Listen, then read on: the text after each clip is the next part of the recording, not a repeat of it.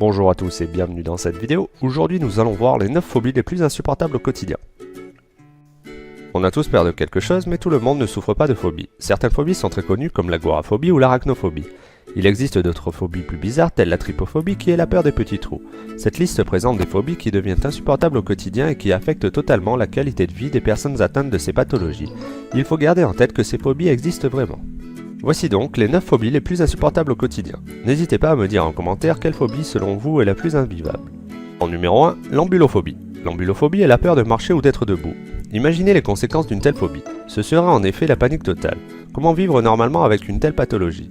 Il est impensable de devoir se déplacer dans un fauteuil roulant à cause d'une phobie. Cela veut dire que les personnes souffrantes sont forcées à être confrontées à cette peur dès le réveil. Ce n'est pas très marrant en effet. En numéro 2, la phagophobie. La phagophobie est la peur d'avaler.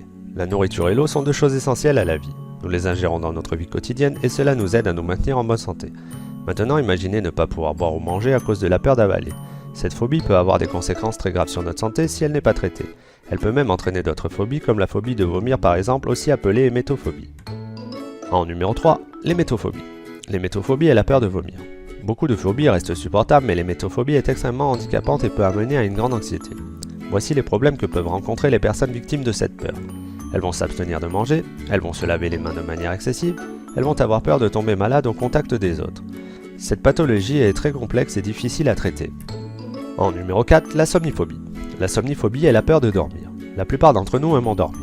Dormir est une nécessité tout comme boire, manger ou tout simplement respirer. Malheureusement, certaines personnes ont peur de dormir. Cette phobie est souvent liée à une peur de l'inconnu, la peur de ce qui pourrait se passer pendant notre sommeil. La panique et un état d'anxiété sont les symptômes les plus connus dans cette crainte de dormir. Voici certains autres symptômes. Fatigue, irritabilité, impossibilité de se concentrer et manque de productivité au travail, tendance à tomber malade plus facilement. En numéro 5, l'acousticophobie. L'acousticophobie est la peur du bruit. L'acousticophobie, comme de nombreuses autres phobies, est liée à un mécanisme du cerveau visant à nous protéger. On peut aussi penser que cela est lié à certains événements occorrus dans le passé. Ces événements refont surface à des moments bien précis en rapport avec ce que la personne est en train de faire. Pour vaincre cette peur, la personne devra avoir recours à un spécialiste qui l'aidera petit à petit à retrouver une vie normale. En numéro 6, la chronophobie. La chronophobie est la peur du temps qui passe. En effet, la chronophobie, comme beaucoup d'autres phobies, est une peur irrationnelle. Les personnes touchées ont peur du temps qui passe trop vite. C'est une phobie que l'on rencontre souvent chez les personnes âgées ou chez les personnes incarcérées. Les symptômes sont une anxiété persistante, une incapacité à évaluer le temps, des désordres mentaux, et dans les cas les plus sévères, cette phobie peut causer un état grave de panique. En numéro 7, la phobophobie. Cela peut paraître bizarre, mais la phobophobie est la peur d'avoir peur. Une célèbre citation du président américain Franklin Roosevelt est la suivante.